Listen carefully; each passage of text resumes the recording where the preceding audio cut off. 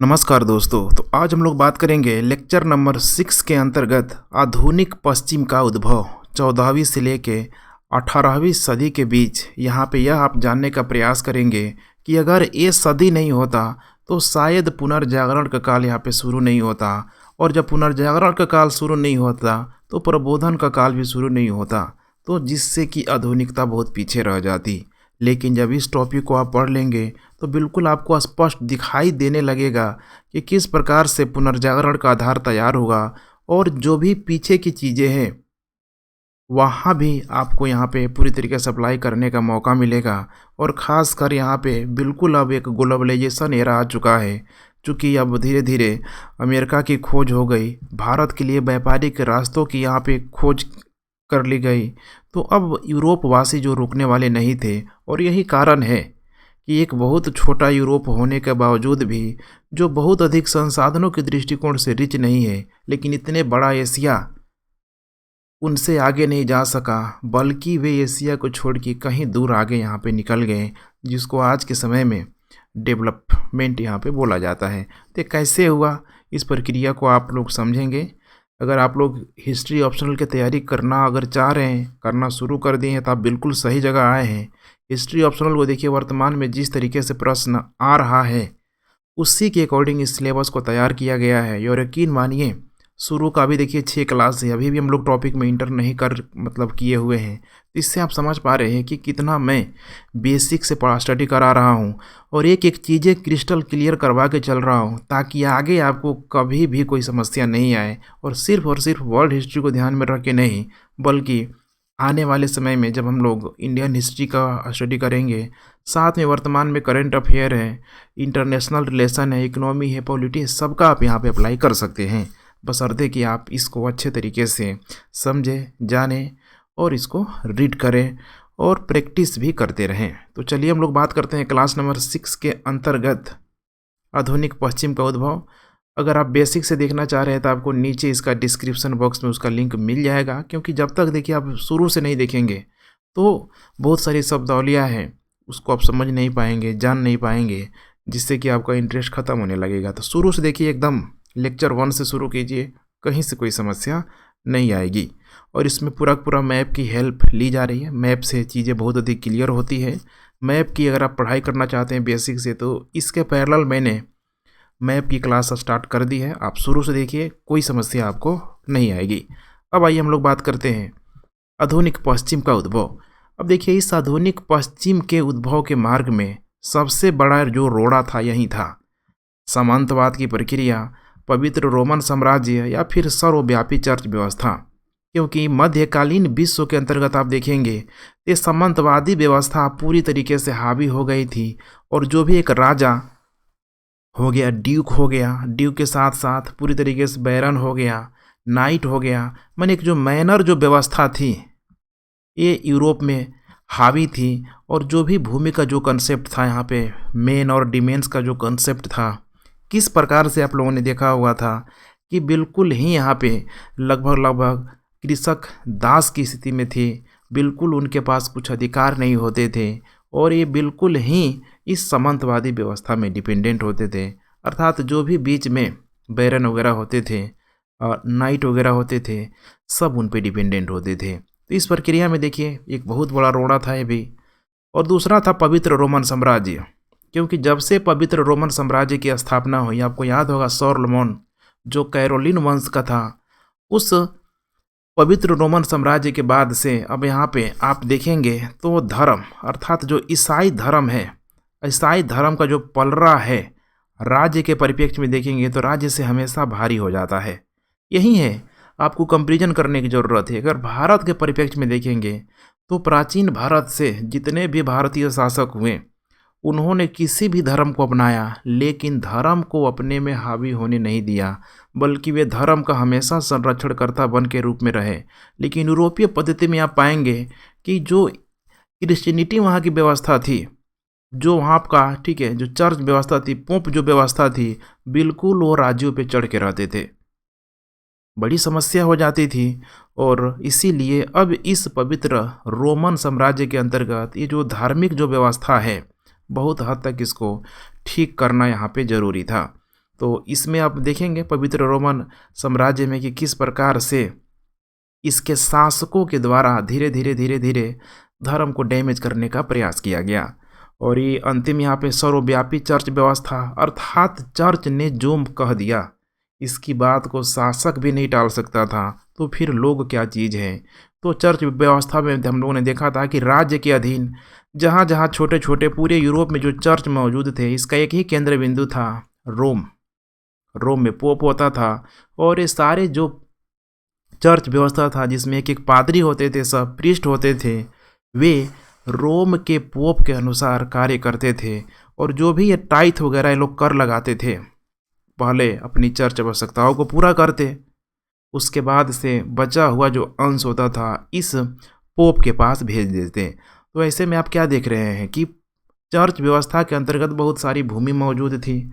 उन भूमियों में वे कृषि भी करवाते थे, स्थानीय लोगों पे कर भी लगाते थे। तो ऐसे परिस्थिति में खुद सोचिए, कभी भी शासक की समृद्धि नहीं आएगी। और इसीलिए यूरोपीय शासक इस चर्च व्यवस्था से देखेंगे आगे चल के तो धीरे धीरे परेशान भी होने लगते हैं। और यही है पवित्र रोमन साम्राज्य के शासकों के द्वारा फिर इसको डैमेज करने का प्रयास किया जाएगा। ये ठीक वैसे ही है जैसे आप लोगों ने अगर वैदिक काल पढ़ा होगा तो धीरे धीरे जब वहाँ पे जब जाति व्यवस्था की अवधारणा आती है, ब्राह्मण क्षत्रिय, तो बीच में आप देखेंगे कि ब्राह्मण और यहाँ पे क्षत्रिय जो जनरली यहाँ पे शासक होता था, लोकप्रियता को लेके ब्राह्मण की लोकप्रियता तो अधिक होती है, क्षत्रिय की लोकप्रियता चूँकि शासक है, सेवक के रूप में, लोगों की रक्षा करने के रूप में मौजूद है, लेकिन बिल्कुल ही ब्राह्मण को भगवान का यहाँ पे उस समय दर्जा दिया गया। तो समस्याएं होती थी। क्षत्रिय भी था, ये भी सामाजिक जो हायरार्की जो होता है उसमें ऊपर रहना चाहता था। तो थोड़ा बहुत कन्फ्लिक्ट आपको यहाँ पे देखने के लिए मिलेगा। लेकिन शासक ने कभी भी भारतीय अगर इतिहास में देखेंगे या फिर भारतीय अगर कल्चर में देखेंगे तो वो हावी नहीं होने दिया। आज भी देखिए भारत धर्मनिरपेक्ष की जगह यहाँ पे पंथ निरपेक्ष हैं।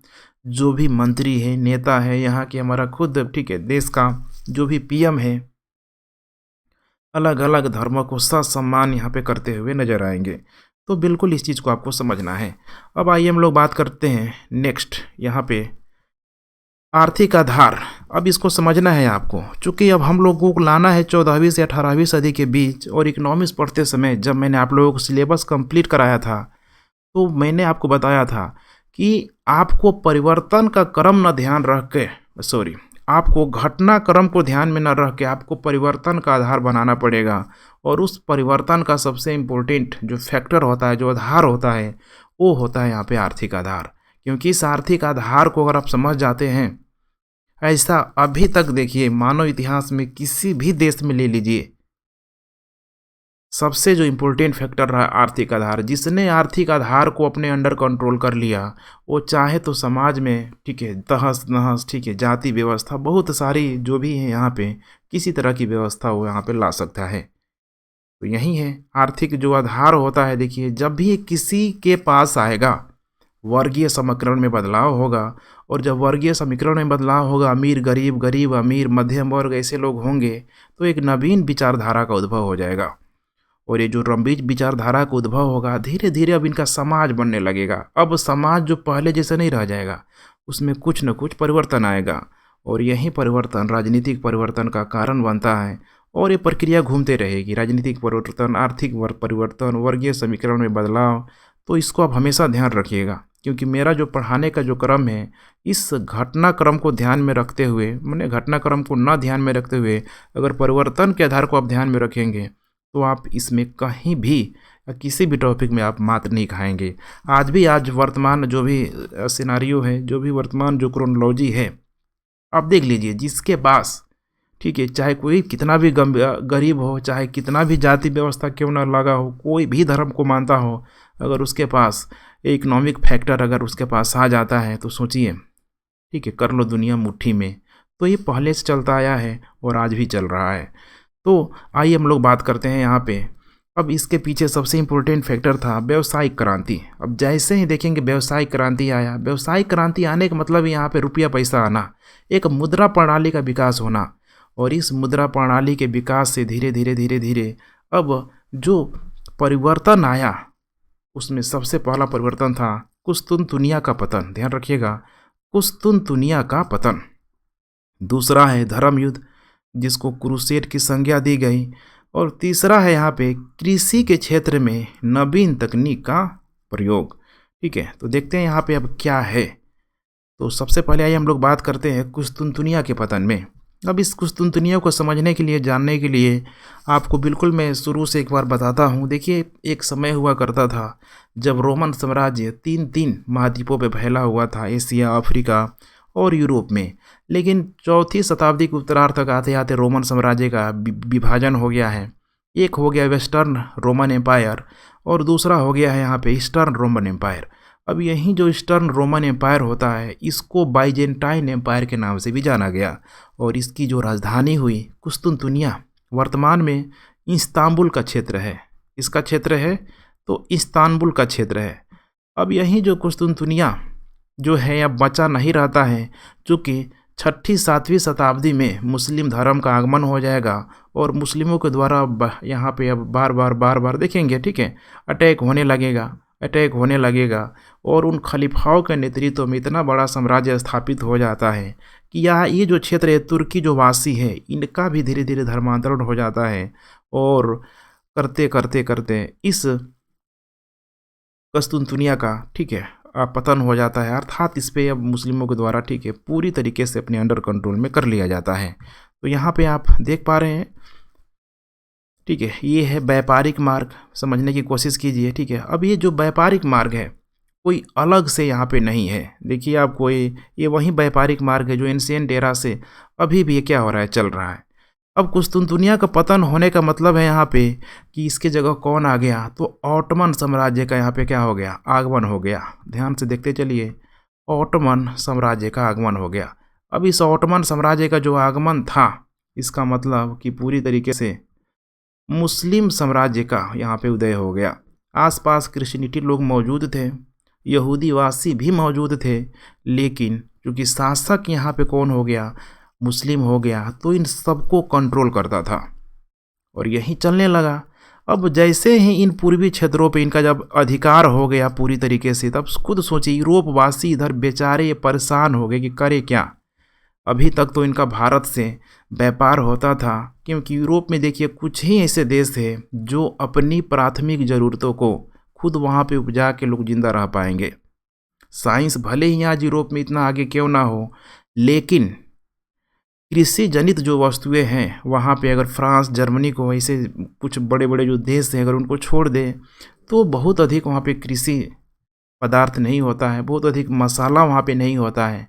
उनको मजबूरन भारत के या फिर चाइना हो गया, माने एशियाई देशों पे निर्भर रहना पड़ता है। अब यहाँ पे कंट्रोल होने के बाद यूरोपवासी इधर आ नहीं सकते थे। सबसे बड़ी समस्या यही थी, यूरोपवासी नहीं आ सकते थे, क्योंकि इधर आते तो भैया मुस्लिमों के द्वारा पकड़ के उनका धर्मांतरण कर दिया जाता।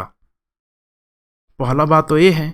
दूसरा बात, भाई ये करते क्या थे, ये अरबवासी बोलते थे कि भाई हमसे व्यापार करना है तो आके करो, हम क्या करेंगे कि भारत से लाएंगे वस्तुएं। ये लोग क्या करते थे, भारत से लाते थे। देखेंगे केरला के तटों पे मोपला लोग आके बस गए, ऐसे बस गए मुस्लिम वासी कि बिल्कुल ही भारतीय हो गए। तो ये लोग व्यापार करते थे, आते आते यहाँ पे बस गए, केरला के तटों पे आके बस गए और धीरे धीरे अब यही प्रक्रिया शुरू हो गई कि अब यूरोपियों के द्वारा अब अगर ये जो है आपका, ठीक, अरब के क्षेत्रों से अगर व्यापार करते थे, क्या करते थे, खरीदते थे 1 रुपया में, इनको बेचते थे 10 रुपया में। व्यापारिक घाटा होता था इनको। और वो जो व्यापारिक घाटा था, उस समय आपको पता है कि मुद्रा का बहुत अधिक प्रचलन नहीं हुआ था। उस समय जो भी सोना चांदी जो होती थी यूनिवर्सल मुद्रा के रूप में, उसी के, ठीक है, आधार बना के पूरी तरीके से खरीद फरोख्त यहाँ पे किया जाता था। यूरोपवासियों को लॉस होता था, समझते थे, लेकिन क्या करें। इसमें कुछ इटली में देखेंगे यहाँ पे कुछ यहाँ पे क्षेत्र हुए, इन क्षेत्रों के द्वारा इन मुस्लिमों से चोरी चुपके व्यापार किया जाता था। और इसीलिए आगे चल के देखेंगे तो इटली में अपनी भौगोलिक स्थिति के कारण इटली में कुछ न कुछ यहाँ पे अच्छे खासे शहर भी देखने के लिए मिल जाएंगे। तो आपको इतना समझ में आ गया कि प्रक्रिया क्या चल रहा है। ऑटोमन साम्राज्य के आने से यूरोपवासी कैसे, मतलब एकदम समझ रहे हैं ना, मतलब वही है कि उनके साथ जो परिस्थितियाँ इतनी खराब हो गई है। ये वही कहावत है कि, ठीक है, पानी में रह के मगरमच्छ से बैर, क्योंकि आधा का आधा अब तो मेडिटेरियन सी में इन मुस्लिमों का कंट्रोल है, तो यूरोपवासी करे क्या। तो इसीलिए अब इसको आपको समझना है, ठीक है। तो ये हो गया यहाँ पे कुस्तुनतुनिया का पतन। अब करे तो क्या करें। अब नेक्स्ट यहाँ पे देखिए, अब इनके पास, ये जो यूरोपवासियों के पास दूसरा कोई चारा नहीं था। बेचारा जो पोप था यहाँ पे, ये भी परेशान रहता था। साम्राज्य भी जो शासक थे ये भी परेशान रहते थे कि भाई क्या किया जाए। इधर से लोग जाने दे नहीं रहे हैं। लेकिन उस समय तक आप देखेंगे तो अच्छा खासा जो साइंस का डेवलपमेंट जो था, अगर चाइना के द्वारा देखेंगे तो कंपास की खोज कर दिया गया था, मानचित्र का खोज कर दिया था, कपास, ठीक, कपास के साथ साथ जो सिल्क था, बारूद था, सबका खोज हो चुका था। लेकिन इसका फ़ायदा किसने उठाया? यूरोपवासियों ने उठाया। भारत के द्वारा अंकमाला दशमलव प्रणाली के सब आविष्कार हो गया था, लेकिन इसका फ़ायदा किसने उठाया? यूरोपवासियों ने उठाया। अब ये वही समय है कि इनके साथ जो समस्याएं अब यहाँ पे मौजूद है, अब लगा कि भाई हमें बाहर निकलना पड़ेगा। बिना बाहर नहीं निकलेंगे तो फिर हमारा व्यापारी घाटा रहेगा और अब भाई भूखे मर जाएंगे। कोई विकल्प था नहीं इनके पास। अब यहीं से देखेंगे यहाँ पे तो इटली वासी जो कोलंबस है जाएगा पुर्तगाल के शासक के पास, बोलेगा भाई हम बाहर निकलेंगे, हम समुद्री यात्रा करेंगे, हमें फाइनेंशियली सपोर्ट चाहिए। सब नहीं देगा, भगा देगा। स्पेन के शासक के पास जाएगा, फर्डिनेंड होगा वहाँ पे, समझ रहे हैं ना। यहाँ पे कोलंबस की मैं बात कर रहा हूँ। स्पेन का जो शासक होगा, ठीक है, उसमें राजकुमार होता है फर्डिनेंड प्रथम। बोलता है ठीक है भाई, बहुत अच्छी बात है। वो भी थोड़ा जिज्ञासु आदमी था, बोला कि मैं फाइनेंस करूँगा, जाओ। सोचिए कितने लोग गए, ये जो अटलांटिक ओशियन देख रहे हैं, कितना लोगों के समुद्र ले लिया। जाते थे, ठीक है, भर भर के। हो सकता है कि भाई इसमें अगर आप थोड़ा भी ज्योग्राफी पढ़े होंगे तो आपको आइडिया होगा कि इधर से जलधाराएं जाती है, और इन विपरीत जलधाराओं में उन नावों को चलाना हमेशा ही आज भी डिफ़िकल्ट होता है। जबकि आज मशीनीकृत नाव है, तो उस समय तो भाई लकड़ी के नाव होते हैं। और ये नाव बड़े बड़े बनाने वाला कौन देश था? चाइना, ठीक है। नाव का इन्वेंशन चाइना ने कर दिया। मजा कौन मार रहा है? यूरोपवासी। लेकिन यूरोपवासियों की यही है हिम्मत कि उनको दाद देनी पड़ेगी। यही है ना, पेट की ज्वाला देखिए क्या नहीं कराती है। चाइना और एशिया इतने इतने मतलब बड़े बड़े देश हैं, इनके पास समृद्ध भूमि मौजूद है, कृषि व्यवस्था इनके पास मौजूद है। इनको लगता है कि भाई डजंट मैटर, पेट भर रहा है हमारा, नहीं भी बाहर निकलेंगे तो भाई हम यहाँ पे खेती करके कमा के खा लेंगे। लेकिन यूरोपवासियों के पास कोई विकल्प नहीं था। अब यहीं से कहने का मतलब है कि भाई उनको प्रोत्साहन मिला। मैं ये सब बातें इसीलिए कर रहा हूँ ताकि आपका दिमाग खुले। बिल्कुल आपको 360 डिग्री से सोचना है कि भाई कैसे क्या क्या यहाँ पे हो रहा है। तो भाई निकला, कोलंबस यहाँ पे निकल गया 1400, ठीक है, 91 के आसपास से जो घटनाएं हैं शुरू होने लगा। इतना पता था उस समय तक, पता लग गया था कि पृथ्वी गोल है। पृथ्वी गोल है इसका मतलब कि भाई कहीं से अगर घूम के जाएंगे वहाँ वापस आ जाएंगे। और यूरोप वासियों का आइडिया था कि भारत एशियाई जो क्षेत्र है जो हमारी ज़रूरतों को पूरा कर सकता है वो है पूरब में। तो अगर हम घूमते हैं इधर से जाएंगे तो एक समय के बाद ऐसे ऐसे जाएंगे तो हम क्या आ जाएंगे, आ ही जाएंगे। और यही हुआ। जब कोलंबस गया यहाँ पे 1492 में, जब वेस्ट इंडीज में पहुँचा तो उसको लगा कि भाई हम तो भारत में आ गए। यहाँ के लोगों को देखा, बोला अच्छा ओ भाई ये रेड इंडियंस, में बोल रहा हूँ उनको, क्या बोल रहा हूँ, रेड इंडियंस। उसे पता ही नहीं था कि भारत की ना जगह के, ठीक है, उसने अमेरिका की खोज कर डाली। अब यही देखिए कारण है, समझिएगा आप इसको, कि अमेरिका की खोज कोई खोज नहीं थी बल्कि एक आकस्मिक घटना थी। एक होता है ना, मतलब हम करने कुछ और निकले, कर कुछ और दिए। लेकिन यही है, एक आकस्मिक घटना ने यूरोप वासियों को इतना बैलेंस कर दिया कि मैं यहाँ आपको बता नहीं सकता हूँ। क्योंकि अब यूरोप वासियों को यहाँ आने से, समझिए, यूरोप वासियों को यहाँ आने से, यहाँ पे देखेंगे कुछ सभ्यताएं थी, जैसे कि इधर चिली की तरफ इंका सभ्यता थी, इधर आएंगे इधर मेक्सिको की तरफ तो यहाँ पे एजटेक सभ्यता थी, एजटेक सभ्यता, ठीक है। अच्छा खासा इनका भी सिविलाइजेशन यहाँ पे हो चुका था। लेकिन यहाँ के लोग उतना होशियार नहीं निकले। यूरोपवासी तो बिल्कुल ही अब होशियार हो चुके थे। आते ही इन क्षेत्रों में जो भी मौजूद सोना चांदी की जो खदानें थी, सब उठा के नाव में भर भर के सब निकल पड़ा। माने ये आलम था, सोचिए कि उस समय अटलांटिक ओशियन में यूरोपीय जहाज़ों से भरा रहता था। जाते थे, अपना मनचाहा रिसोर्स उठा के ले आते थे। अब यही समझना है आपको कि यूरोप वासियों के पास अब ये जो जो भी सोना चांदी का जो उस समय अंतर्राष्ट्रीय मुद्रा के रूप में कार्य करता था, भर भर के आ गया। अब बोले भाई कि चलो आ जाओ, अब हमें कोई दिक्कत नहीं है, हम अब व्यापार करेंगे करेंगे। तो अब ये क्या करते थे, अरब वासियों से व्यापार करते थे और अरब वासी भारत से व्यापार करते थे। और कुल मिला के देखिए, अमेरिका से सोना चांदी निकला निकला और यहाँ से सोना चांदी निकल के कहाँ आ गया, ऐसे ऐसे अरब वासी यूरोप घूमते घूमते कहाँ आ गया, भारत आ गया। और भारत सोने की चिड़िया का देश बन गया। लेकिन ये लंबे समय तक नहीं चला, क्योंकि पता है कि ये जब एक बार जब खोज हो जाती है, ऐसी चीज़ हो जाती है, तो लोगों का हौसला पीछे नहीं उठता है।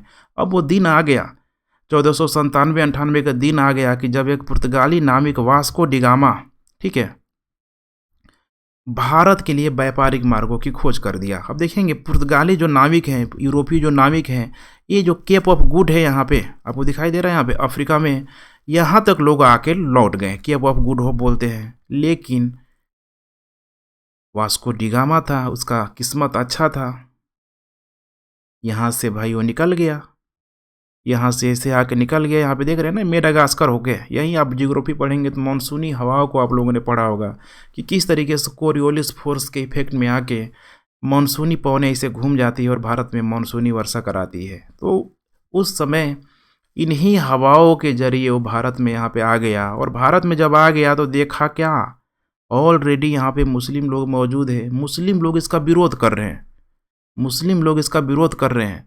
और आपको इस भारत को भी ध्यान में रखना पड़ेगा कि उस समय भारत में जो शासन सत्ता थी, दक्षिण भारत में एक बहुत बड़ा साम्राज्य हुआ करता था जिसका नाम था विजयनगर साम्राज्य, विजयनगर साम्राज्य।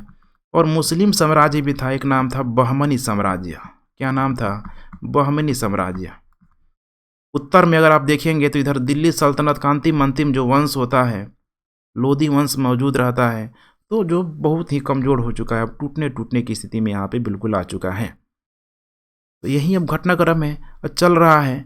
अब जैसे ही देखिए व्यापारिक मार्गों की यहाँ पे खोज हो गई, व्यापारिक मार्गों की खोज होने से बहुत ही बड़ा यहाँ पे बेनिफिट क्या मिला कि अब जो भी ट्रांसपोर्टेशन कॉस्ट था इनका पूरी तरीके से, ठीक है, मतलब डैम हो गया। होता क्या था देखिए, यूरोप वासी इधर से अगर व्यापार करते भी, एक आध जहाज अगर आ भी जाता, वैसे तो इतना आसान नहीं था, लेकिन आता भी तो यहाँ से मालों को ले जाते उठा के जहाज में भर के। लेकिन आपको पता है कि उस समय स्वेज कैनाल यहाँ पे नहीं बना था। रेड सी के लास्ट छोर में जाके उनको सामान को उतार के गधों के घोड़ों के पीठ में लाद लाद के पुनः मेडिटेरियन सी में डालना पड़ता था। और उस बीच में ट्रांसपोर्टेशन कॉस्ट इतना अधिक हो जाता है कि वस्तु का मूल्य भी बढ़ जाता।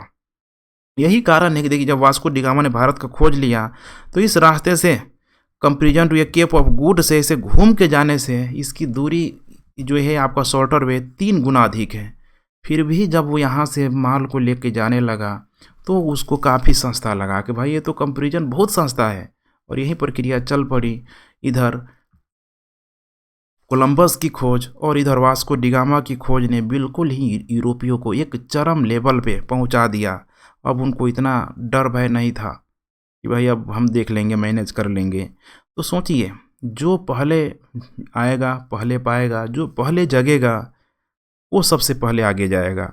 और यही चीज़ है यूरोपीय वासियों में, ये चीज़ यहाँ पे बिल्कुल फिट साबित होता है, बिल्कुल यहाँ पे, ठीक है, सही यहाँ पे साबित होता है। अब ये प्रक्रिया हो गई। अब यूरोप के जगह यहाँ पे देखेंगे स्पेन की जगह पूरा ब्रिटेन फ्रांस जाने लगा। भारत के तरफ यही हाल था, भारत के तरफ भी जो भी ब्रिटेन था, फ्रांस था, डच था, डेनिम था, सब यहाँ पे आने लगे और भारत पे पूरी तरीके से व्यापार यहाँ पे करने लगे। तो एक बहुत बड़ा, ठीक है, जो सिनेरियो था हमने कंप्लीट कर लिया। उम्मीद है कि आप कभी, ठीक है, रटेंगे नहीं, बिल्कुल आप इसे एकदम माइंड मैपिंग की तरह इसको आप गेन कर जाइए। अब आइए नेक्स्ट बात करते हैं हम लोग, ठीक है,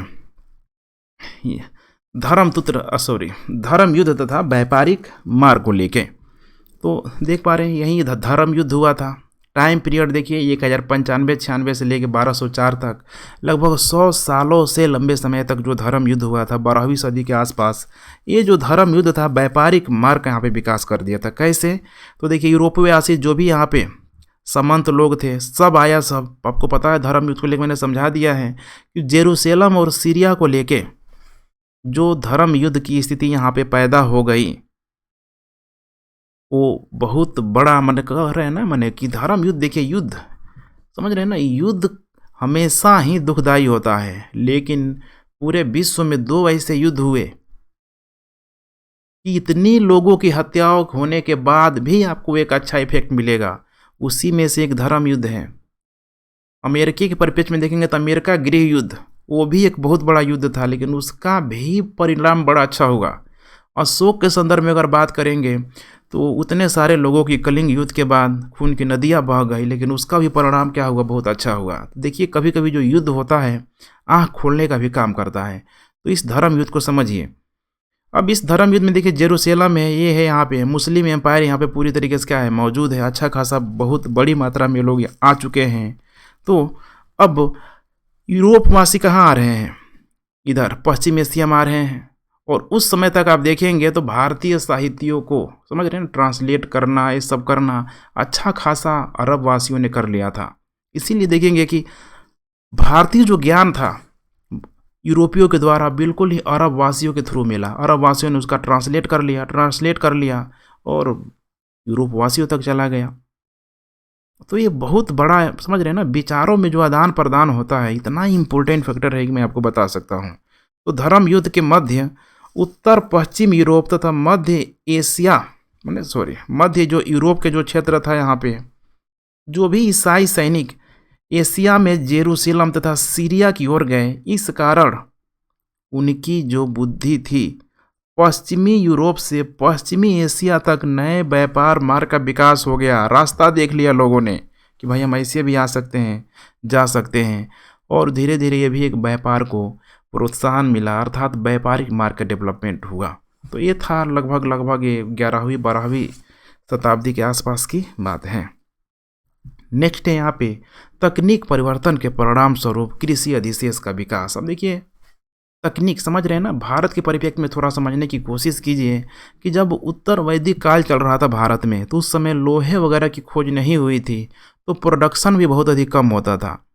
जैसे लोहे की खोज हो गई तो लोहे का हल बढ़ने लगा, फाल बढ़ने लगा, ज़मीनों की गहरी से जुताई की जाने लगी, प्रोडक्शन उत्पादन अचानक बूम करने लगा। और जब प्रोडक्शन अधिक होगा तो हमेशा सरप्लस की स्थिति, अधिशेष की स्थिति मौजूद रहेगी।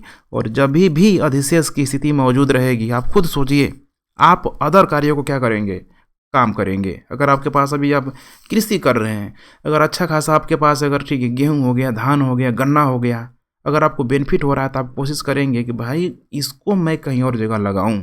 वहीं होता है सरप्लस, अधिशेष। अधिशेष सबका दिमाग खोल देता है। और यही हुआ उस यूरोपीय समाज में कि कृषि के क्षेत्र में पहले क्या होता था कि मेन और डोमेन का जो कंसेप्ट था, मेन और क्या बोलते हैं कि डिमेन्स का जो कंसेप्ट था, ठीक है, ये हो गया मेन्स भूमि उसको बोला गया। और दूसरा था यहाँ पे डिमेन्स भूमि, ठीक है, मेंस और डिमेंस भूमि। तो मेंस भूमि और डिमेंस भूमि दोनों पे जो कंट्रोल था यहाँ पे शासकों का होता था, और शासक राजा नाम मात्र का होता था। असली जो कंट्रोल था इन सामंतों के हाथ में था, जैसे कि ड्यूक थे, नाइट थे, ठीक है, सब छोटे बड़े सामंत का ही रूप थे, कोई अलग लोग नहीं थे। तो अब 2 खेती का प्रणाली है, एक खेती ये हो रहा है, दूसरा खेती ये हो रहा है। लेकिन अब यहाँ पे कहा जा रहा है कि तीसरी खेती का भी विकास हो गया। अब यहाँ पे भी बड़ा रूप में, ठीक है, लोहे का प्रयोग होने लगा। ध्यान रखिएगा, लोहे का प्रयोग होने लगा। क्योंकि देखिए यूरोप की जो भूमि है अधिकतर आपको पहाड़ी इलाका मिल जाएगा, ठंड वाला इलाका मिल जाएगा, और वहाँ कृषि करना आसान नहीं होगा। वर्षा भी उतनी अधिक मात्रा में नहीं होती है कि आप धान जैसे फसलों को इतनी आसानी से हर जगह उपजा सकें। तो एक समस्या का कारण था। लेकिन जैसे लोहे का प्रयोग हुआ तो पूरी तरीके से देखिए यहाँ पे प्रोडक्शन, जो उत्पादन था, बूम करने लगा, बढ़ गया, इंक्रीज कर गया। और ये जो प्रोडक्शन जब इंक्रीज करने लगा तो अब चाहे वो मेंस वाले भाग में हो चाहे डिमेंस वाले भाग में हो, धीरे धीरे इनको लगा कि नहीं, हमें कुछ और करना चाहिए। अर्थात अब इनके पास क्या आने लगा, सरप्लस आने लगा। सरप्लस, समझ रहे हैं ना, अधिशेष आने लगा। और इस अधिशेष ने व्यापार को प्रोत्साहन दिया। अब कैसे दिया, आगे आप लोग यहाँ पे समझेंगे। व्यापार को प्रोत्साहन। अब देखिए जो भी ऊपर का फैक्टर हम लोगों ने देखा, कुल मिला के हर जो फैक्टर है इकोनॉमिक फैक्टर के आसपास ले जाके यहाँ पे छोड़ रहा है। और यही कारण है कि अब जो व्यापारिक जो गतिविधियाँ है इतनी अधिक बढ़ने लगी कि देखेंगे कि लगभग 14वीं 15वीं शताब्दी के आसपास तक आते आते यूरोप के अधिकतर जो जहाज थे मेडिटेरियन सी में दिखाई देने लगेंगे, अटलांटिक ओशियन के तरफ भी दिखाई देने लगेंगे। इसके पीछे कारण क्या है कि अब लोगों के पास अधिशेष बचा, कुछ न कुछ बचा कि भाई अब हम कर सकते हैं व्यापार, और यहीं शुरू हो गया। और इसमें सबसे बड़ा जो परिवर्तन आया यहाँ पे आप ध्यान दीजिएगा, ठीक है, नंबर 1, ठीक है, इसके अंतर्गत मैं लिख रहा हूँ ए में क्या हुआ यहाँ पे कि रेगुलेटिंग, समझ रहे हैं ना, रेगुलेटिंग बोलते हैं उसको, रेगुलेटिंग कंपनी का यहाँ पे डेवलपमेंट हो गया। रेगुलेटिंग कंपनी अर्थात एक लोगों के पास अधिशेष है, 2 लोगों के पास अधिशेष है, ऐसे लोगों ने, ठीक है, मिल के एक अपना एक ग्रुप बना लिया और एक जगह से वस्तुओं को खरीद के दूसरे जगह यहाँ पे क्या किया जाने लगा, बेचा जाने लगा। तो प्रक्रिया यहाँ पे क्या हो गई, शुरू हो गई। तो रेगुलेटिंग कंपनी में यहाँ पे क्या हो जाएगा, बिल्कुल अगर इसको सिंपल भाषा में देखें तो व्यापारियों का एक समूह, क्या है, व्यापारियों का जो एक समूह क्या करेगा, तो एक जगह से वस्तुओं को खरीद के, एक जगह से वस्तुओं को खरीद कर इसको दूसरे जगह क्या करेगा, बेचेगा, दूसरे जगह बेचेगा और फिर उसमें उसका क्या मिल जाएगा, मुनाफा कमाएगा। क्या कमाएगा, मुनाफा कमाएगा।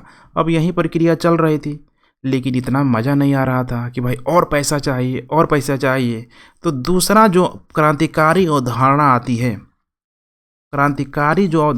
है वो है यहाँ पे ज्वाइंट, समझ रहे हैं ना, ज्वाइंट स्टॉक की स्थापना आती है। ज्वाइंट स्टॉक, यही स्टॉक मार्केट, ज्वाइंट स्टॉक का यहाँ पे कॉन्सेप्ट आ गया। अब इस ज्वाइंट स्टॉक के माध्यम से अब इसमें जो व्यापारी के समूह थे, जिसमें छोटे बड़े यहाँ पे किसान हुआ करते थे, अब ये ज्वाइंट स्टॉक में देखेंगे तो कई सारे व्यापारियों का क्या हो गया, समूह हो गया। और बिल्कुल ही यहाँ पे आप देखेंगे तो एक शेयर मार्केट का कॉन्सेप्ट आ गया।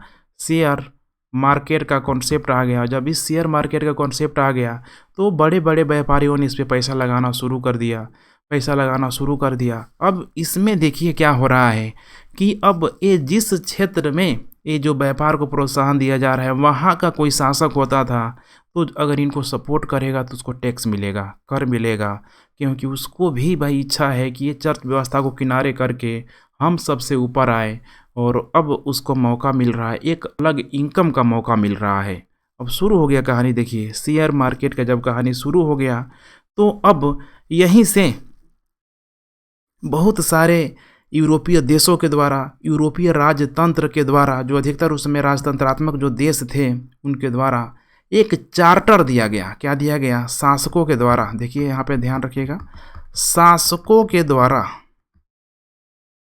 चार्टर लाया गया। क्या लाया गया, चार्टर लाया गया। चार्टर मतलब होता है कि भाई हम तुम्हें अधिकार दे रहे हैं। और इस चार्टर के माध्यम से यूरोपीय कंपनियों को व्यापार करने के लिए पूरे विश्व में फैला दिया गया। उसी में एक था ईस्ट इंडिया कंपनी को ब्रिटेन के शासक के द्वारा भाई ये दे दिया गया कि जाओ भाई, एक अधिकार दे रहे हैं कि भारत से तुम ही व्यापार करोगे।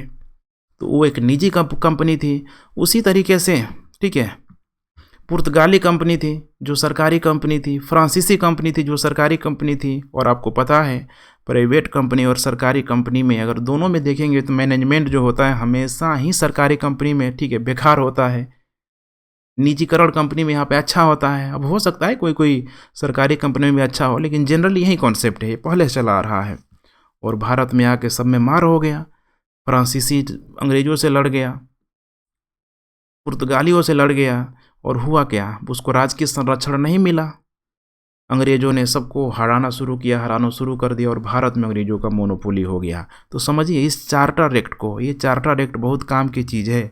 भारत में देखेंगे तो कई सारे चार्टर एक्ट हैं, जब आएंगे इंडियन हिस्ट्री में तो आप बिल्कुल क्लियर समझेंगे। इतना कम से कम क्लियर हो गया आपको कैसे इंडियन हिस्ट्री से आपको इस वर्ल्ड हिस्ट्री को कनेक्ट किया जा रहा है, और इस वर्ल्ड हिस्ट्री में जो भी परिवर्तन हो रहा है आप उसको समझ पा रहे हैं।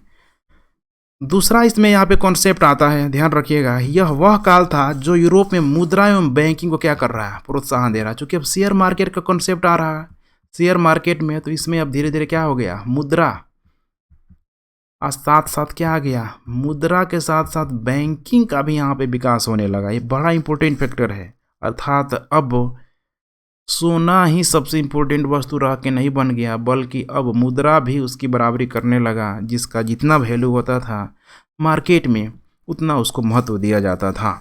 और तीसरा है यहाँ पे व्यावसायिक क्रांति के परिणाम स्वरूप देखिए यूरोप का क्षेत्रीय समानता तथा स्थिर अर्थव्यवस्था विश्व पूंजीवादी गतिशीलता अर्थव्यवस्था में क्या हो गई, परिवर्तित हो गई।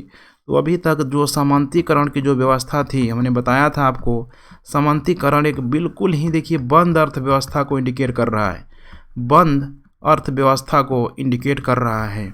लेकिन अब जब व्यापारीकरण की प्रक्रिया आ गई तो सोचिए इन सामंतों की हालत ख़राब हो गई।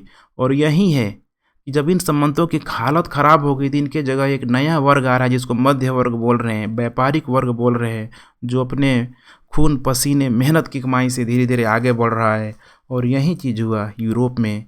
और ये जब व्यापारी वर्ग आया तो धीरे धीरे अपने आप को एशिया से जोड़ लिया, अमेरिका से जोड़ लिया और मुनाफा कमाने में लग गया। तो देखिए कितना शानदार प्रक्रिया है, बिल्कुल एक चयन प्रक्रिया है। ठीक है, अब इस प्रकार देखिए अब व्यावसायिक क्रांति जो है यूरोप में आगे के परिवर्तनों का आधार तैयार कर दिया। अर्थात एक ही फैक्टर है और सबसे इम्पोर्टेंट क्या है, वो इकोनॉमिक फैक्टर। अब आइए नेक्स्ट हम लोग बात करते हैं व्यावसायिक क्रांति। अब समझ गए आप लोग व्यावसायिक क्रांति में क्या होगा, तो सामंतवाद का पतन हो जाएगा। मुद्रा बैंकिंग व्यवस्था आते ही अब बोलेगा अब कौन पूछता है भाई तुम्हें, अब अपनी भूमि लो, मेंस डिमेंस का जो भी कॉन्सेप्ट है भैया मेंस में रहने वाले नहीं है। धीरे धीरे वो व्यवस्था ही चरमरा गई, मैनर व्यवस्था ही चरमरा गई। पूंजीवाद का यहाँ पे उद्भव होने लगा, पूंजीवाद का उद्भव होने लगा, पैसा आने लगा लोगों के पास। और इसी समय एक व्यापारिक वर्ग, मध्यम वर्ग का उद्भव हुआ और यहीं से वाणिज्यवाद को यहाँ पे प्रोत्साहन दिया गया। तो थोड़ा सा पेशेंस रखिए, अभी ये भी आप लोग मैं क्लियर कर देता हूँ कि आखिर ये हुआ क्या है। तो पहले हम लोग बात करते हैं सामंतवाद का पतन। जैसा कि आपको पता भी है कि सामंतवाद एक जो निर्वाह अर्थव्यवस्था, माने इसको दो टर्म में डिफाइन कर सकते हैं। नंबर 1 है वफादारी। वफादारी, जो भी किसान होते थे, जो भी इनके नुमाइंदगे होते थे, वो वफादार होते थे। और सामंतवादी व्यवस्था के अंतर्गत काम करने का मतलब है कि भाई तुम्हारा कुछ नहीं होगा, सिर्फ पेट ही भरेगा, अर्थात निर्वाह। सिर्फ तुम अपना लाइफ किसी तरीके से चला सकते हो, रोटी कपड़ा मकान मिल जाएगा, इससे ज़्यादा तुम यहाँ पे कुछ कर नहीं सकते हो। क्योंकि इस वफादारी और निर्वाह का मतलब यही था यहाँ पे, ठीक है, कि बिल्कुल सीमित जीवन, सादा जीवन, ठीक है, लेकिन उच्च विचार नहीं था, ध्यान रखिएगा, ठीक है, सादा जीवन था, बिल्कुल उच्च विचार नहीं था। लेकिन आगे चल के उस व्यवस्था में उथल पुथल का दौर आ गया। अर्थात अब यहाँ से जो बंद अर्थव्यवस्था थी, बंद अर्थव्यवस्था थी, इसमें बहुत अधिक क्या आया, उथल पुथल। समझते हैं ना, एक होता है परिवर्तन और एक होता है उथल पुथल। परिवर्तन इंडिकेट कर रहा है थोड़ा बहुत हो जाए, 2 से 3 हो जाए, लेकिन अगर आपके पास 2 से 10 हो जाए, 2 से 1000 हो जाए, ये हो जाएगा उथल पुथल हो गया आप लोगों ने, ठीक है, मैंने हो गया, बहुत बड़े चेंज को इंडिकेट करता है। तो उथल पुथल का जब यहाँ पे दौर आ गया यहाँ पे, तो इसमें सबसे बड़ा जो परिवर्तन आया इस कृषि अधिशेष का, कृषि अधिशेष का, और उसके साथ साथ मुद्रा अर्थव्यवस्था का क्या हो चुका था, विकास हो गया था। मुद्रा अर्थव्यवस्था का विकास हो चुका था। अब देखिए यहाँ पे कैसे हो रहा है। तो अभी तक आप लोगों को पता है, ऊपर यहाँ पे शासक होता था, नीचे शासक के अंदर यहाँ पे, ठीक है, यहाँ पे, ठीक है, ड्यूक होता था, ड्यूक के नीचे बैरन होता था और बैरन के नीचे नाइट होता था। यही प्रक्रिया चल रही थी। अब ये जो सामंतवादी प्रक्रिया का जो ढांचा था, फिर से मैं यही मैप बना रहा हूँ कि मेंस और डिमेंस। देखिए मेंस और डिमेंस यही लोग हैं। मेंस में कौन थे? तो कृषक दास के रूप में यहाँ पे मौजूद थे, कृषक दास के रूप में मौजूद थे। और यहाँ पे डिमेंस में कौन थे? यहाँ पे तो भूस्वामी वर्ग थे। डिमेंस में माने भूस्वामी। अब इस भूस्वामी में शासक भी होता था, शासक से लेकर नाइट तक, नाइट तो कि छोटे एरिया में होता था। कृषक दास क्या करते? पहले तो अपना एक कृषि करते और नजराना के रूप में जो भी नाइट हो गया, बैरन हो गया, ड्यूक हो गया, इसको नजराना के रूप में कुछ न कुछ यहाँ पे गिफ्ट इसको देते रहते हैं।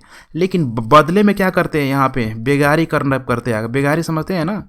श्रम को ये बाजार में बेच नहीं सकते थे, इनको बेगारी करना पड़ता था कि भाई 3 दिन अपने खेत में काम करो और 3 दिन हमारे खेत में काम करो, यही होता था।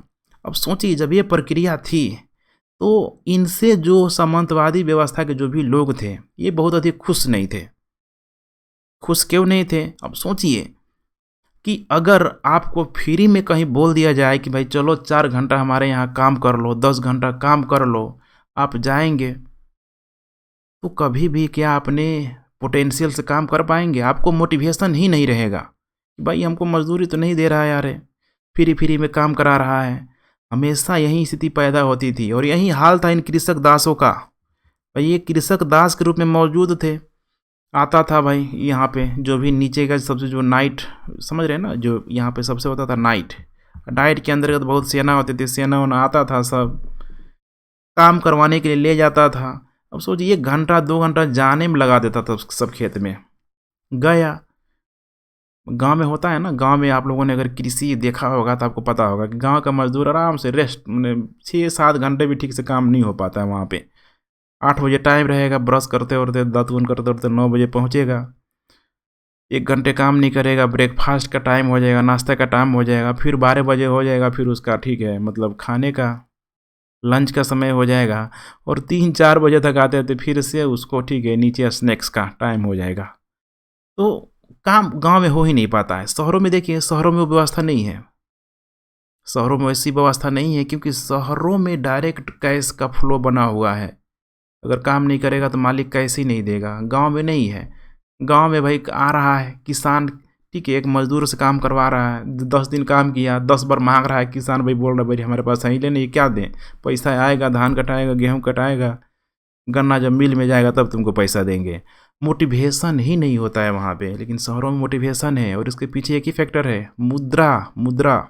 ठीक है, यही होता था। देखिए जब ये प्रक्रिया होने लगी तो इससे अब जो सामंतवादी जो व्यवस्था के जो भी लोग थे, शासक तक के जो लोग थे, इनको लगा कि भैया बेकार है ये चीज़, हम क्या करें कि अब तो भाई पैसा का व्यवस्था आ गया है, मुद्रा बैंकिंग व्यवस्था आ गया है, तो हम क्या करते हैं कि अब श्रम का हम खरीदना शुरू करते हैं। अर्थात इस भूमि में हम चाहेंगे कि अलग से लोग आएँ और इस पर क्या करें, काम करें। और कृषक दास भी क्या सोच रहे हैं कि भाई अब बहुत हो गया, जो तुम भाई भूमि दे रहे हो इसका भाड़ा ले लो, हम तुम्हें क्या देंगे, पैसा दे देंगे, मुद्रा दे देंगे तुमको, लेकिन हमको बख्श दो, हमारा जो श्रम है हम बाजार में जाके बेचेंगे। अब देखिए यहीं से शुरू हो गया। जब ये प्रक्रिया होने लगी तो यहीं से देखिएंगे शासक यहाँ पे अब एक्टिव होने लगेगा। शासक एक्टिव होने लगेगा क्योंकि अभी तक बैरन बहुत ही शक्तिशाली पद हुआ करता था, लेकिन शासक को अब लगा कि भाई इनको हटाना क्या है, अच्छा है। शासक ने इस बैरन को, ठीक है ना, ये ऊपर है ड्यूक है, बैरन को, नाइट को धीरे धीरे किनारे करना शुरू कर दिया कि भाई जाओ, अब हमारे अंगने में तुम्हारा क्या काम है, हमको भाई पैसा दे रहे हैं, श्रम मिल जा रहा है। अब शासक का मजदूरों से धीरे धीरे एक डायरेक्ट कोरिलेशन यहाँ पे होने लगा और यही प्रक्रिया चलने लगा और धीरे धीरे शासक मजबूत हो गया और सामंत यहाँ पे क्या हो गया, कमज़ोर हो गया। तो आपको समझना है, जैसे ही सामंतवादी प्रक्रिया हावी होगी शासक की शक्ति कम हो जाएगी, चर्च व्यवस्था की शक्ति अधिक हो जाएगी। लेकिन जैसे ही सामंतवादी व्यवस्था कमज़ोर होगी शासक की शक्ति अचानक बूम कर जाएगा, बड़ा हो जाएगा, क्योंकि इकोनॉमिक फैक्टर अब उसके पास आ गया है। उम्मीद है आपको यहाँ पे समझ में आ गया होगा। कुल मिला के कहने का मतलब यही है कि जो भी देखिए उस ग्रामीण अर्थव्यवस्था में जो मेनर प्रणाली जो व्यवस्था थी, कृषि दास थी, यहाँ पे क्या हो गया, ये बिल्कुल यहाँ पे टूट गया। ये जो व्यवस्था ही क्या हो गया, टूट गया। अब अर्थव्यवस्था में मुद्रा व्यवस्था का संचालन होने से हर जगह नकदी यहाँ पे आ गया और अब रैयतों से भी बेगार नहीं करवाया जाना लगा। माने किसानों से भी अब बेगार नहीं करवाया जाता था, बदले में उनको ठीक है भूमि के बदले यहाँ पे जो राजा का भूमि होता था इसके बदले उनको कुछ न कुछ पैसा देना होता था। और अब धीरे धीरे ठीक है जो कृषक जितना कमाता था वो उतना मजबूत होता था। कहने का मतलब अब कृषक तो है लेकिन अब दास क्या है, नहीं है, क्योंकि अब क्या हो गए धीरे धीरे स्वतंत्र होने लगे। तो इतना क्लियर हो गया होगा कि कैसे सामंतवाद का क्या हो गया, पतन हो गया, बीच का वर्ग ही क्या हो गया, खत्म हो गया। चलिए अब बात करते हैं हम लोग यहाँ पे पूंजीवाद का उद्भव। अब पूंजीवाद का मतलब क्या है, यहाँ पे खुद आप सिंपल सोच के देखिए। पूंजीवाद का मतलब है यहाँ पे मुनाफा। यही तो होता है दुनिया में अभी वर्तमान में जितने भी कैपिटलिस्ट कंट्री हैं, अगर वे कैपिटलिस्ट हैं तो उनका बल एक ही जगह रहेगा कि भाई कितना अधिक से अधिक हम क्या कर ले, मुनाफा कमा ले। जितना प्रॉफिट कमाएंगे उतना ही इनके लिए क्या होगा, बेहतर होगा। लेकिन यहाँ पे शुरुआत में हम लोगों ने देखा था कि जो सामंतवादी व्यवस्था थी संरक्षक और उपहार पर क्या थी, आधारित थी। अब पूंजीवादी जो व्यवस्था का जो बल था बिल्कुल ही व्यापार पे था। क्या था, व्यापार पे था। व्यापारिक गतिविधियों पे बल दिया गया और जब व्यावसायिक क्रांति जब होने लगी तो उसके बाद से सामंतवादी प्रक्रिया क्या हो गई, कमज़ोर हो गई। तो व्यापार जब आगे बढ़ने लगा तो सामंतवादी ढांचा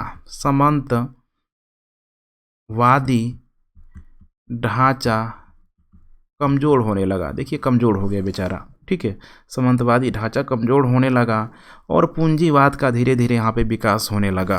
अब इस पूंजीवाद को समझने के लिए आप दो चरण ले लीजिए, ठीक है। दो चरण, पहला चरण है और एक हो जाएगा यहाँ पे दूसरा चरण। पहला चरण और दूसरा चरण। देखिए क्या हो रहा है यहाँ पे। अब देखिए आरंभिक चरण में क्या हो रहा है, तो वाणिज्यिक पूंजीवाद का चरण, इसमें क्या होता है कि वस्तुओं का संग्रह करके एक क्षेत्र से दूसरे जगह में यहाँ पे बेचा जाने लगा। पहला चरण में ध्यान रखिएगा, वस्तुओं का क्या हो रहा है, एक जगह से दूसरे जगह वस्तुओं का ट्रांसफ़र हो रहा है। अच्छा, दूसरे मार्केट में, एक मार्केट से उठा के, एक जगह से उठा के दूसरे जगह यहाँ पे बेचा जा रहा है और इससे क्या मिल रहा है, यहाँ पे मुनाफा। ध्यान रखिएगा, मुनाफा कमाया जा रहा है। ठीक वैसे ही जैसे आज के समय में एक छोटा व्यापारी करता है, छोटा गांव का किसान करता है कि एक जगह से होलसेल से माल उठाया और गांव में ला के यहाँ पे सप्लाई कर दिया, उसको कुछ मुनाफा मिल गया, कंपनी का भी काम हो गया, व्यापारी का भी काम हो गया और छोटे स्तर पे लोगों की ज़रूरतें भी पूरा हो गई। इसका नेक्स्ट चरण है औद्योगिकरण। ध्यान रखिएगा, बहुत इंपॉर्टेंट है औद्योगिकरण। अब धीरे धीरे आपको समझ में आ रहा होगा हम लोग किधर जा रहे हैं। औद्योगिकरण, जब पूंजीवाद का देखिए, जब नियंत्रण वितरण के साथ साथ उत्पादन पे भी हो जाए। सोचिए, वितरण के साथ साथ उत्पादन पे भी हो जाए। एक एग्जांपल से समझिए कि अगर एक चिप्स बनाने वाली कंपनी आलू अगर जाके किसानों से खरीदती है तो वो पहला चरण है कि वस्तुओं की एक जगह से ले जाके दूसरे जगह, इस औद्योगिकरण की प्रक्रिया से क्या कर रहा है, वो अपना काम पूरा कर रहा है। लेकिन उसको रॉ मटेरियल के लिए पैसा किसानों को देना पड़ रहा है। अब वो चिप्स वाला कंपनी क्या सोचेगा कि भाई हम ऐसा करते हैं कि खुद ही आलू उपजवा लेते हैं, हाई क्वालिटी का आलू उपजवा लेते हैं, पेटेंट लगवा लेते हैं उसमें, ताकि इस आलू को कोई खरीद ही नहीं पाए, कोई उपजा ही नहीं पाए। जब भी इसका उपयोग करें हम ही उपयोग करें। और यही होता है, देखिए लेस वगैरह में घर पे आप काट काट के बनाएंगे वैसा लेस आपको नहीं मिलेगा, टेस्ट ही नहीं आएगा वैसा। आलू की खूबी होती है, लेकिन भाई उसमें यहाँ पे मौजूद है। तो कहने का मतलब क्या है कि जब औद्योगिकरण आ गया तो यहाँ पे कच्चा माल के साथ साथ यहाँ पे तैयार माल, दोनों में ही यहाँ पे क्या हो गया, इसका एक ही व्यक्ति का क्या हो गया, मोनोपोली हो गया, अधिकार हो गया इसका। और अब ऐसा होगा तो मुनाफा यहाँ भी हुआ और मुनाफा यहाँ भी हो रहा है। लेकिन आप खुद अब सोचिए, मुनाफा सबसे अधिक कहाँ होगा? ए और बी है, इसको पहला चरण में, दूसरा चरण में मुनाफा क्या हो जाएगा? बूम कर जाएगा, बढ़ जाएगा। और जब इसके पास और अधिक मुनाफा होगा तो सोचेगा भाई हम और तिकड़म लगाते हैं। तो इसका एक तीसरा चरण भी लिख लीजिए इधर, इसका तीसरा चरण में आ जाएगा वित्तीय पूंजीवाद। इस वित्तीय पूंजीवाद, ठीक है, अभी आप IAS बन जाइएगा तो वित्तीय पूंजीवाद करने लगेगा। एक जगह पैसा मिला, चाहिएगा कि इस पैसे से पैसे बना ले हम। अगर हमको 1 लाख है तो भाई हमारा कब ये दुगुना कर ले, कब 3 गुना कर ले। अर्थात अब आप इस वित्तीय पूंजीवाद के माध्यम से संचित पूंजी का निवेश करके मुनाफा कमाने पर बल दिया जाने लगा, जिससे कि इसमें तीसरा चरण में मुनाफा और क्या हो गया? अधिक हो गया। तो यही तो चल रहा है, देखिए आज यही चल रहा है, इसको आप समझ गए होंगे। आइए बात करते हैं नेक्स्ट, व्यापारिक मार्ग मध्यम वर्ग का यहाँ पे विकास हो गया। चूँकि देखिए व्यावसायिक क्रांति ने एक नए वर्ग के रूप में क्या कर दिया? व्यापारिक वर्ग को स्थापित कर दिया। या यही है, एक व्यापारिक वर्ग ही क्या हो गया? स्थापित हो गया, व्यापारिक वर्ग। अब सोचिए, क्या अगर कोलंबस नहीं गया होता वहाँ, वास्को डिगामा भारत नहीं आया होता तो ये हो पाता? वास्को डिगामा खुद ही भारत से मसाला ले गया और 60 गुना से अधिक दामों में यूरोप में अपना कारोबार चलाया। उससे क्या राजा को फ़ायदा नहीं हुआ? फर्डिनेंड को फ़ायदा नहीं हुआ? वास्को डिगामा को फ़ायदा नहीं हुआ? उसके साथ जो लोग आए हुए थे, जो भी नाव में जो बच गए थे जिंदा, क्या उनको फ़ायदा नहीं हुआ? खुद सोचिए। अब ऐसे ऐसे वहाँ पे हजारों लोग आ रहे हैं और उसमें व्यापारिक मार्ग का फायदा मिल रहा है, व्यापारिक वर्ग एक यहाँ पे तैयार हो रहा है, यही समझना है। अब ये जो व्यापारिक वर्ग है, जो मैंने बताया था, जो उस समाज में मौजूद जो कुलीन वर्ग था, कुलीन वर्ग से स्थिति इसकी क्या हो रही है? धीरे धीरे धीरे अच्छी हो रही है। समझ रहे हैं ना? एक गरीब व्यक्ति देखिए जब अमीर बनता है ना तो लगता है कि कब भाई शौक हम भी पूरा कर लें। मैंने गरीब व्यक्ति जैसे ही अमीरी पे जाएगा तो जो बड़े बड़े शौक हैं जो वो देख रहा था पहले से, वो पहले कोशिश करेगा कि हम इसको पहले निपटा ले भाई। एक आध को बड़ा सा मर्सिडीज ले ले, BMW ले ले, बड़ा सा घर बनवा ले, पहले वो अपनी, ठीक है, मैंने जो भी कमी है वो पूरा करना चाहेगा। और यही होगा, जब ऐसा करेगा तो बगल वाला जो अमीर आदमी है, गांव का, शहर का, देखेगा कि भाई ये तो बड़ा पीछे था, अब हमारा टक्कर दे रहा है। इसका मतलब टक्कर ही नहीं दे रहा, आने वाले समय में अगर वो ठीक से मेहनत किया तो तुमको भी ले डूबेगा। समझ रहे हैं ना? ले डूबेगा मतलब तुमसे भी पार हो जाएगा वो। तो अब यही समस्या हो गई। तो इसमें क्या हो गया कि इनकी स्थिति कुलीन वर्ग और निम्न वर्ग के बीच के लगभग एक नया वर्ग तैयार हो गया। तो व्यापारिक वर्ग, कुलीन वर्ग, और यहाँ पे हो गया निम्न वर्ग, ठीक है। बीच में क्या आ गया? व्यापारिक वर्ग। अब यही है व्यापारिक वर्ग, यही व्यापारिक वर्ग को क्या बोल दिया जाता है? मध्यम वर्ग। एक मिडिल क्लास का यहाँ पे जन्म हो गया। और इस मिडिल क्लास का जब यहाँ पे जन्म हो गया तो भाई शिक्षा वगैरह में जो भी है खर्च करेगा ही करेगा। इसमें जो भी इंजीनियर, डॉक्टर, ठीक है, इंजीनियर, डॉक्टर, जो भी आप यहाँ पे रख लें, सब लोग यहाँ पे मौजूद होंगे। लेकिन इनका एक सबसे बड़ा खासियत होगी कि एजुकेशन को ये लोग नहीं छोड़ेंगे। एजुकेशन, शिक्षा पे लोग बल देंगे ही देंगे। और यही होगा आगे चल के पूरी तरीके से परिवर्तन का रास्ता तैयार होगा। और इस वर्ग के दृष्टिकोण ने क्या कर दिया? तो धीरे धीरे पुनर्जागरण के चेतना को क्या किया? बढ़ावा दिया। यही कारण है कि आगे चल के एक शेख, Martin Luther, Rousseau, Montesquieu, Voltaire, जितने भी लोग आएंगे देखेंगे कि कोई ऐसा नहीं था कि ये लोग बहुत ही धनाढ्य घर से थे, बल्कि इसी मिडिल क्लास से निकल के आके अपने विचारों को फैलाते हुए धीरे धीरे एक क्रमिक परिवर्तन का आधार बनाते हैं। और आगे चल के इसमें और अधिक तेजी आती है। अब आइए हम लोग नेक्स्ट बात करते हैं वाणिज्यवाद को।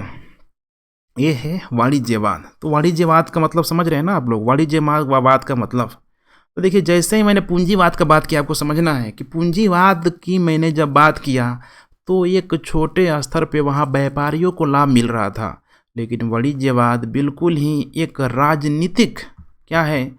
राजनीतिक मुनाफे से संचालित है। राजनीतिक मुनाफे से संचालित है क्योंकि अब उन व्यापारियों को मिला मिला के अगर उनको भेजा जाने लगा एशिया में, अमेरिका में भेजा जाने लगा और जाके वहाँ के लोगों को बोला गया कि भाई अब तुम्हारी जो भी अर्थव्यवस्था है, जो भी यहाँ का ठीक है रिसोर्स है, संसाधन है, अब धीरे धीरे उन लोगों ने अपने अंडर कंट्रोल में ले लिया। इसका मतलब कि शासक को फायदा हो रहा है। तो आप लोग समझ पा रहे हैं, आगे चल के यही हुआ। व्यावसायिक क्रांति ने एक नवीन स्वरूप ठीक है ग्रहण कर लिया। इसे वाणिज्यवाद के नाम से जाना गया, क्योंकि इस वाणिज्यवाद में राजनीतिक उद्देश्य से प्रेरित एक आर्थिक, समझ रहे हैं, एक आर्थिक कार्यक्रम का तथा इसका जो उद्देश्य हुआ राजतंत्र तथा राष्ट्रीय राजतंत्र को क्या करना, मजबूत बनाना। राजतंत्र प्लस राष्ट्रीय तंत्र को मजबूत बनाना। और कब मजबूत बनेगा, जब इनके लोग, इनकी कंपनियां इनको ला के अधिक मात्रा में बहुत अधिक क्या करेगी, टैक्स देगी, टैक्स इनको पे करेगी। और यहीं शुरू हो गया। जब इनकी शक्ति जब बढ़ेगी तो फिर यहाँ पे कर सकते हैं सामंतवाद की शक्ति क्या होगी, कम होगी। और सामंतवाद के साथ साथ चर्च व्यवस्था की भी शक्ति क्या होगी, कम होगी। चर्च व्यवस्था की यहाँ पे शक्ति कम होगी। अब शुरू हो गया। अब कैसे शुरू होगा, तो इस वाणिज्यवाद के तहत नए नए का उपनिवेश बनने लगा, नए नए उपनिवेश स्टेबलाइज होने लगे, नए नए उपनिवेश का बनना यहाँ पे शुरू हो गया। और उसने व्यापार पर, अर्थात किसने, शासक ने व्यापार पर नियंत्रण लगाया, चार्टर लगाया कि जाओ भाई तुमको विशेष अधिकार दे रहे हैं, एक ही कंपनी जाएगी, मोनोपोली हो कि भाई किसी देश में जाओ कमाओ और उसका एक बहुत बड़ा मुनाफा हमको कर के रूप में क्या करो, दो। क्योंकि कंपटीशन होगा भाई, कंपटीशन होगा, ढेर कंपनी भेज देंगे भारत में, तो फिर क्या होगा, तुम पे कंपटीशन होने लगा और उससे हमको व्यापारिक लाभ क्या होगा, कम मिलेगा। तुम लोगों को टैक्स जो होगा कम मिलेगा। एक कंपनी जाएगी अधिक कमाएगी और अधिक हमको क्या करेगी, मुनाफा देगी। यही है वाणिज्यवाद का कॉन्सेप्ट। इसको आप लोग समझिएगा, ठीक है। कितने लोग वर्ल्ड हिस्ट्री पढ़ लेते हैं, इतिहास ही सिविल सर्विस की तैयारी कर लेते हैं, लेकिन इस वाणिज्यवाद का डिफिनीशन क्लियर नहीं हो पाता है कि रियल में है क्या। कितने लोग बोलते हैं पूंजीवादी हैं, लेकिन वाणिज्यवाद पूंजीवाद नहीं है, बल्कि पूंजीवाद का अगर देखेंगे तो एक अलग एरिया में, व्यापार से अलग, एक राजतंत्र राजनीति से प्रेरित एक अलग एरिया में एक नया चीज़ है, ठीक है। तो उम्मीद है इतना आपको क्लियर हो गया होगा। अब आइए हम लोग नेक्स्ट बात करते हैं वाणिज्यवाद के महत्वपूर्ण पहलू। पहला है बड़ा सिंपल, बुलियनवाद। बुलियनवाद समझ रहे हैं ना, बुलियनवाद का जो कॉन्सेप्ट है बड़ा सिंपल होता है। इसका तात्पर्य है कीमती धातु होता है। देखिए कीमती धातु, अब कीमती धातु सोना चांदी हीरा सब कीमती धातु है, क्योंकि उस काल में जो भी यूरोपीय लोग थे कीमती धातु के संग्रह पर बल देते थे, क्योंकि जिस राष्ट्र के पास जितना अधिक अगर कीमती धातु होता था उसकी सक्षमता समृद्धि उतनी ही यहाँ पे अधिक होती थी। तो अब तो गया कहाँ है, गया तेल लेने, क्योंकि अब क्या आ गया, मुद्रा अर्थव्यवस्था आ गया। तो बुलियनवाद की जगह कौन ले लिया, मुद्रा अर्थव्यवस्था ले लिया। दूसरा है यहाँ पे व्यापार अधिशेष। क्या है, तो राष्ट्र की समृद्धि के लिए व्यापार अधिशेष पर बल दिया गया। हर एक शासक बोल रहा है भाई हमको मुनाफा चाहिए, मुनाफा चाहिए। अर्थात इसका मतलब यही था कि जितना अधिक हो सके निर्यात को बढ़ाओ, निर्यात को बढ़ाओ। एक समय था जब प्लिनी के द्वारा बोला गया कि भाई ये चल क्या रहा है। जब भारत पूरी तरीके से गुलाम नहीं बना हुआ था, व्यापार हो रहा था, तो यूरोप की सारी कीमती धातु भारत में आ रही थी, भारत में आ रही थी। उस समय यूरोपवासी लोग छाती पीट के रोने लगे कि भाई हो क्या रहा है, सारा हमारा कीमती धातु भारत में चला जाएगा तो हम तो ऐसे ही कंगाल बन जाएंगे। समझिए क्यों, तो भाई अब तुम भी निर्यात को बढ़ाओ। भारत से आयात तो कर ले रहे हो लेकिन निर्यात नहीं हो रहा है। और खेल खेल दिया बाद में अंग्रेजों ने कि अब भाई ऐसा हम करेंगे कि वहीं से खरीद के, वहीं से आयात करके वहीं बेच देंगे, कच्चा माल ला के भारत को तैयार माल भेज देंगे, अर्थात निर्यात कर देंगे, हमारा बेनिफिट होगा। और भारत की सोने की चिड़िया से धीरे धीरे धीरे, ठीक है, मतलब समझ रहे हैं, मतलब सोने के चिड़िया का कॉन्सेप्ट ही धीरे धीरे खत्म हो गया। यही था निर्यात को बढ़ावा देना। नेक्स्ट है यहाँ पे आर्थिक राष्ट्रवाद। ठीक है, आर्थिक राष्ट्रवाद। अब सरकार के द्वारा देखिए आर्थिक उत्पादन पर विशेष बल दिया जाने लगा ताकि राष्ट्र क्या हो सके, स्वनिर्भर होने लगे। राष्ट्र स्वनिर्भर माने होने लगने मतलब ये नहीं, ठीक है, लोग मेच्योर हो जाए, आत्मनिर्भर बने होते हैं ना। जो वर्तमान में देखिए मोदी जी बोलते हैं आत्मनिर्भर भारत, ये बनाना है आत्मनिर्भर कि भाई रोड में कोई भूखा व्यक्ति ना सोए, सबका पेट भरे, रोटी कपड़ा मकान शिक्षा स्वास्थ्य सबको मिले, ये चाहिए। नेक्स्ट है यहाँ पे उपनिवेशवाद। उपनिवेशवाद का मतलब है कि अब लोग को मार रहे हैं। सोचिए, अब दूसरा देश भाड़ में जाए, हमारा अगर आर्थिक समृद्धि अगर बढ़ रहा है, हम आत्मनिर्भर हो रहे हैं, तुमको डैमेज करके डजंट मैटर। यही उपनिवेशवाद। गला काट प्रतियोगिता शुरू हो गया, जिस देश में लोग गया उसको बर्बाद कर दिया। तो यूरोपीय राष्ट्रों के द्वारा विभिन्न क्षेत्रों में उपनिवेशों के प्रसार पर बल दिया गया ताकि वहाँ पे व्यापार को बढ़ाया जा सके। और व्यापार का मतलब क्या है, हर जगह देखिए आर्थिक, हर जगह क्या है आर्थिक। तो ये था वाणिज्यवाद के महत्वपूर्ण पहलू। अब नेक्स्ट है, आइए यहाँ पे बात करते हैं लास्ट में वाणिज्यवाद एक आर्थिक दर्शन के रूप में। अब देखिए जो वाणिज्यवाद का कॉन्सेप्ट कितना खतरनाक हो गया। वाणिज्यवाद का अगर एक शब्द में बात करें तो इसका मतलब यही है कि मुनाफा। क्या है यहाँ पे, मुनाफा। और यही चल के बाद में देखेंगे अलग अलग थिंक टैंकरों के द्वारा इसका क्रिटिसाइज भी किया जाता है कि वाणिज्यवाद का देखिए अगर एक को मुनाफा हो रहा है, आज अगर व्यापार कर रहे हैं, किसी भी देश का व्यापार हो रहा है, अगर किसी का, ठीक है, ट्रेड सरप्लस हो रहा है, किसी का ट्रेड डिफिसिट हो रहा है, तब जाकर बैलेंस हो रहा है। आज भारत का अमेरिका से व्यापार हो रहा है, भारत का अगर चाइना से व्यापार हो रहा है तो चाइना का व्यापारिक संतुलन बहुत अच्छा है, उसके पास, ठीक है, व्यापार अधिशेष अधिक बच रहा है, तो अब उसको फायदा हो रहा है। इसका मतलब भारत को क्या हो रहा है, घाटा हो रहा है। तो बोला गया देखो वाणिज्यवाद का मतलब मुनाफा है, लेकिन ये मुनाफा तभी संभव है जब दूसरे को क्या लगेगा, जब दूसरे को घाटा लगेगा। दूसरे को घाटा लगेगा, बड़ा समस्या होगा। अगर दूसरे को घाटा लगते जाएगा तो एक देश के पास धन का संकेंद्रण हो जाएगा और दूसरा देश पूरी तरीके से क्या हो जाएगा, क्या बोलते हैं कि बेकार हो जाएगा, बर्बाद हो जाएगा। इसी को ध्यान में रखते हुए एक व्यक्ति का नाम आएगा एडम स्मिथ, इकोनॉमिक्स के पिता बोले जाते हैं। इन्होंने बड़ा शानदार विचार दिया। इन्होंने बोला देखो ये गलत है। इन्होंने नाम दिया मुक्त अर्थव्यवस्था का। मुक्त अर्थव्यवस्था को अपनाओ भाई, ना कि संरक्षण अर्थव्यवस्था को अपनाओ, संरक्षणकर्ता अर्थव्यवस्था को अपनाओ। क्योंकि एडम स्मिथ का स्टेटमेंट था कि मुक्त अर्थव्यवस्था के माध्यम से अगर एक व्यक्ति किसी को अगर गेहूं दे रहा है तो बदले में उससे वो चावल खरीदे, एक व्यक्ति के पास कपड़ा है तो बदले में उससे वो चाय खरीदे, तभी जाके व्यापारिक संतुलन यहाँ पे बना रहेगा। और अब जब कॉन्सेप्ट आने लगा तो एडम स्मिथ को देखिए यहाँ पे समाजवाद का पिता भी बोला गया कि भाई समाज के लिए कितना चाह रहे हैं। जैसे एक घर में पिता होता है ना, अपनी फैमिली के लिए चाहता है, तो ये पूरे जो समाजवाद के पिता पूरे विश्व के लिए जो चाह रहे हैं एडम स्मिथ, और आगे चल के इन्हीं को विचारों को बढ़ाते हुए, ठीक है, मार्स भी नज़र आएगा। मार्स में भी उनके विचारों के कुछ अंश देखने के लिए मिल जाएगा।